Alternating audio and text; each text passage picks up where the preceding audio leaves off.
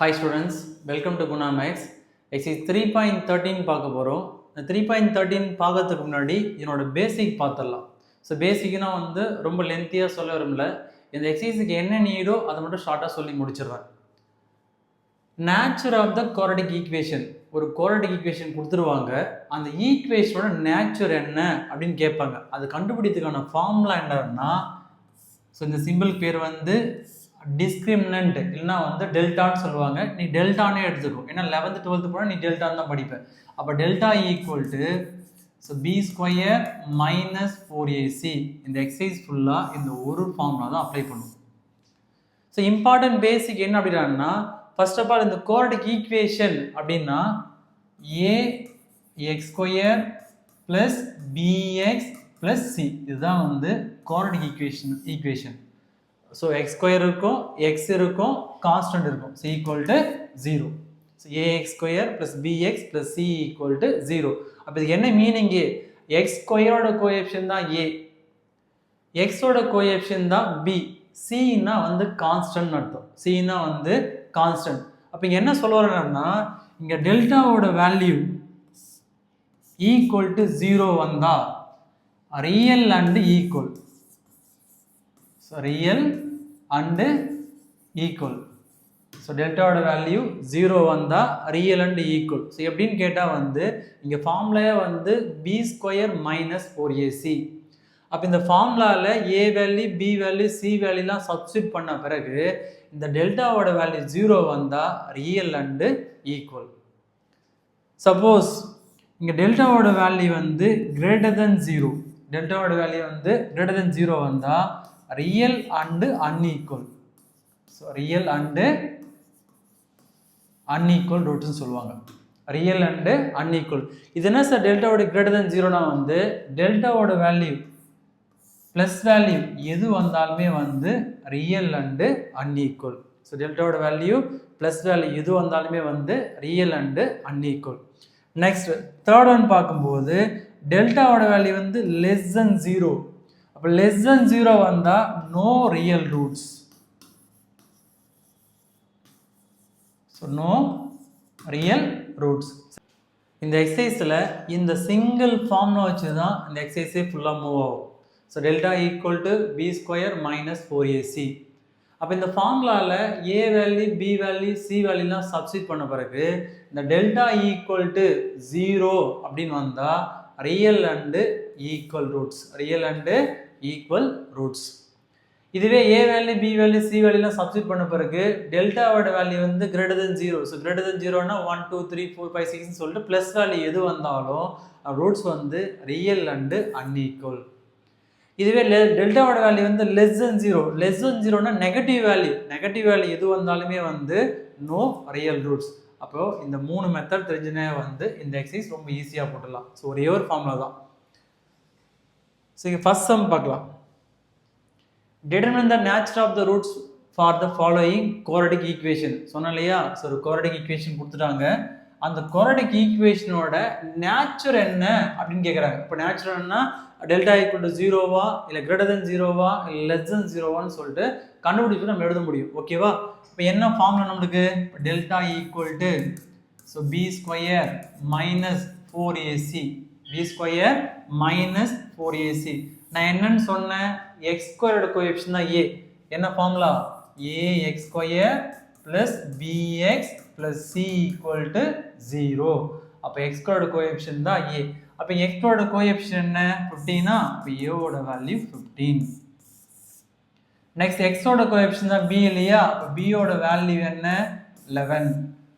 Next சின்னா constant. அப்போ C equal to இங்கே என்ன கொடுத்துருக்காங்க? 2. இப்போ சியோட வேல்யூ 2. இப்போ இந்த ஃபார்முலாவில் சப்ஸ்டிட் பண்ணலாம். இப்போ delta equal to so B square, பியோட வேல்யூ என்ன? 11னா அப்போ இங்கே 11 whole square minus 4ac minus 4 into ஏவோட வேல்யூ என்ன? 15, சியோட வேல்யூ என்ன? 2. இப்போ 11 ஸ்கொயர் பண்ணால் 11 11 சார் 121, 121 மைனஸ் 4 இன்ட்டு 15 மல்டிப்ளை பண்ணால் 60. அப்போ 60 இன்ட்டு 2 மல்டிப்ளை பண்ணால் 120. ஸோ புரியுதா? 4 இன்ட்டு 15 மல்டிப்ளை பண்ணால் 60, 60 into 2 multiply பண்ணா 2 6 are 12 ஒரு 0 ஆட் ஆகும் 120 ஓகேவா அப்போ 121 minus 120 சப்ட்ராக்ட் பண்ணா 1 அப்போ டெல்டாவோட வேல்யூ என்ன ஸோ டெல்டா வேல்யூ ப்ளஸ் வேல்யூவா அப்போ டெல்டா கிரேட்டர் தென் 0 டெல்டா என்ன வருது கிரேட்டர் தென் 0 அப்போ 0வோட அதிகமாக வந்திருக்கு நெகட்டிவ் பாசிட்டிவ் இருந்திருக்கு இல்லையா அப்போ delta equal to greater than 0 வந்து என்ன ஃபார்முலா அப்போ delta equal to real and unequal so real and unequal roots எழுதி முடிச்சுக்கலாம் ஸோ புரியுதா ஸோ டெல்டாவோட வேல்யூ வந்து கிரேட்டர் தென் 0 கிரேட்டர் தென் 1 விட பெரிய வேல்யூ இருக்குது பாசிட்டிவாக இருக்குது பாசிட்டிவாக வந்து ரியல் அண்டு அன்ஈக்குவல் நம்ம தானே பேசிக் பார்த்தோம் ஸோ டெல்டாவோட வேல்யூ கிரேட்டர் தென் 0 வந்தால் ரியல் அண்டு அன்ஈக்குவல் நெக்ஸ்ட் அதிலே செகண்ட் சப்டிவிஷன் ஸோ என்ன ஃபார்முலா இப்போ delta equal to B square minus 4ac minus 4ac அப்போ இங்கே ஏவோட வேல்யூ என்ன எக்ஸ் ஸ்கொயரோட கோஎஃபிஷியன்ட் தான் ஏ எதுவுமே இல்லைன்னா 1 இருக்குன்னு அர்த்தம் அப்போ ஏவோட வேல்யூ 1 நெக்ஸ்ட் பி வேல்யூ வந்து எக்ஸோட கோஎஃபிஷியன்ட் இங்கே எதுவுமே இல்லைன்னா இருக்கு 1 இருக்குன்னு அர்த்தம் என்ன 1 -1 பியோட வேல்யூ வந்து -1 சின்னா கான்ஸ்டன்ட் இங்கே கான்ஸ்டன்ட் டேர்மோ வந்து சியோட வேல்யூ என்னன்னா -1 இப்போ இந்த ஃபார்முலாவோட சப்ஸ்டிட் பண்ணுவோம் இப்போ டெல்டா ஈக்குவல் டு பி ஸ்கொயர்னா -1 whole square minus 4ac 4 into ஏவோட வேல்யூ 1 நெக்ஸ்ட் சியோட வேல்யூ -1 இப்போ இங்கே -1 ஸ்கொயர் பண்ணால் +1 இங்கே minus into minus plus 4 1s are 4 4 1s are 4 வரும் இப்போ ஆட் பண்ணா வருது இங்கே 5 அப்போ டெல்டாவோட வேல்யூ 5 ப்ளஸ் 5 இல்லையா அதெல்லாம் என்ன வருங்க அப்போ delta greater than 0 delta greater than அப்போ 0வோட பெரிய நம்பர்னு அர்த்தம் அப்போ என்ன ரூட்ஸ் வரும் அப்போ therefore இப்போ delta equal to real and unequal so real and unequal so the first one basic தெரிஞ்சா இந்த எக்ஸசைஸ் ரொம்ப ஈஸியா இருக்கும் next third subdivision so என்ன formula delta equal to b square minus 4ac ஒரு சப்டிவிஷன் ஃபார்முலா எழுதி சம டெரைவ் பண்ணுங்க next இங்க வந்து t ன்றதா வேரியபிள் அப்போ t ஸ்கொயரோட கோஎஃபிஷியன்ட் தான் a ன்னு அர்த்தம் t ஸ்கொயரோட கோஎஃபிஷியன்ட் தான் a அப்ப இங்க a ஓட வேல்யூ என்னன்னா √2 a ஓட வேல்யூ √2 so b ஓட வேல்யூ வந்து t ஓட கோஎஃபிஷியன்ட் என்ன இருக்குங்க -3 so c ன்னா கான்ஸ்டன்ட்னா 3√2 ஃபுல்லாவே கான்ஸ்டன்ட் தான் c ஓட வேல்யூ 3√2 அப்போ இந்த வேல்யூல அந்த ஃபார்முலாவை சப்ஸ்டிட் பண்ணலாம் delta equal to b square அப்படினா வரங்க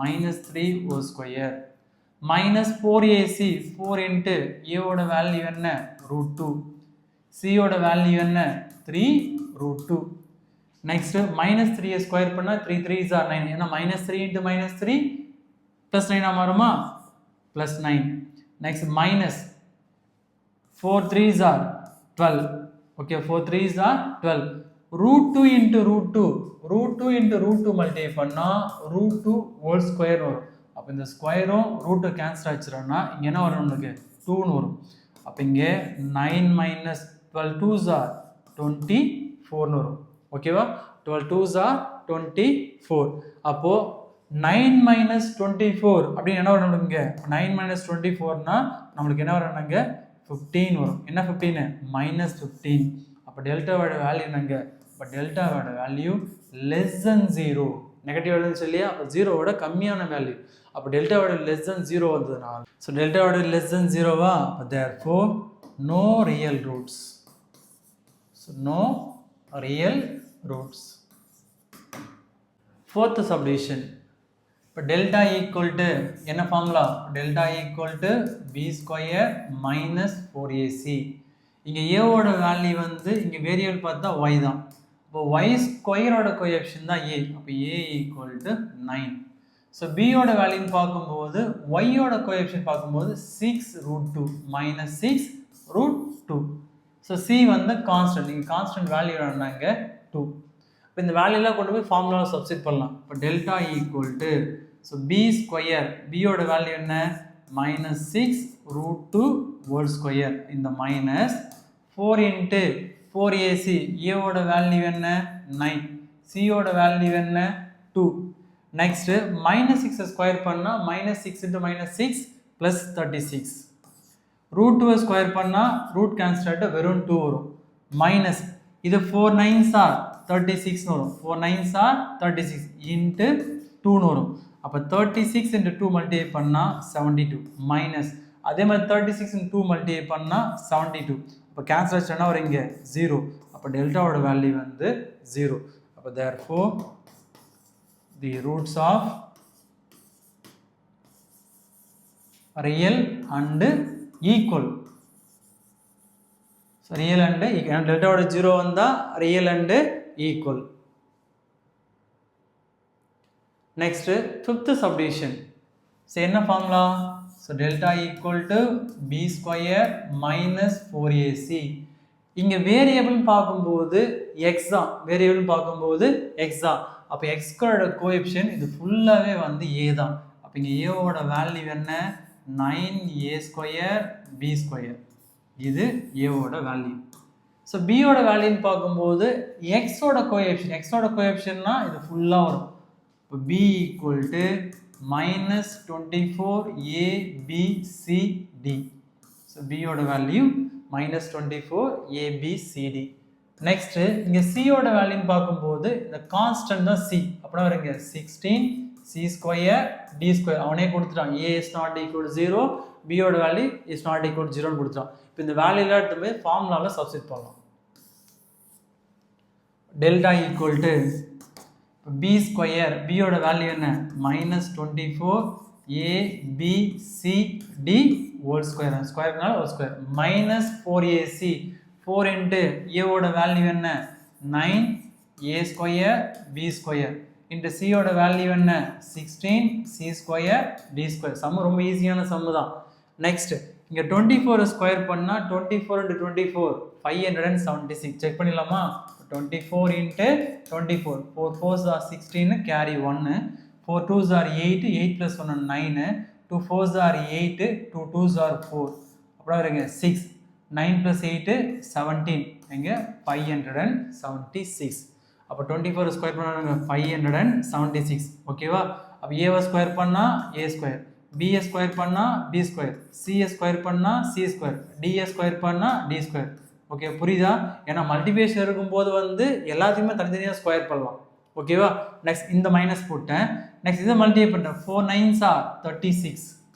4 9s are 36 into 16 into 16 multiply பண்ணுறேன். இப்போ 16 மல்டிப்ளை பண்ணால் 6 6 are 36 carry 3 6 3s are 18 18 plus 3 21 1 6 are 6 1 3s are 3 add பண்ணால் 6 7 5 576.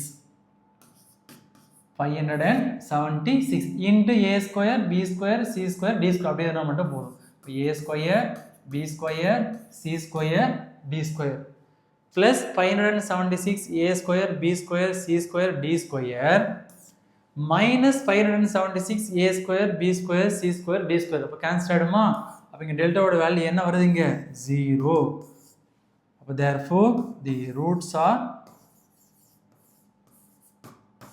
real and equal.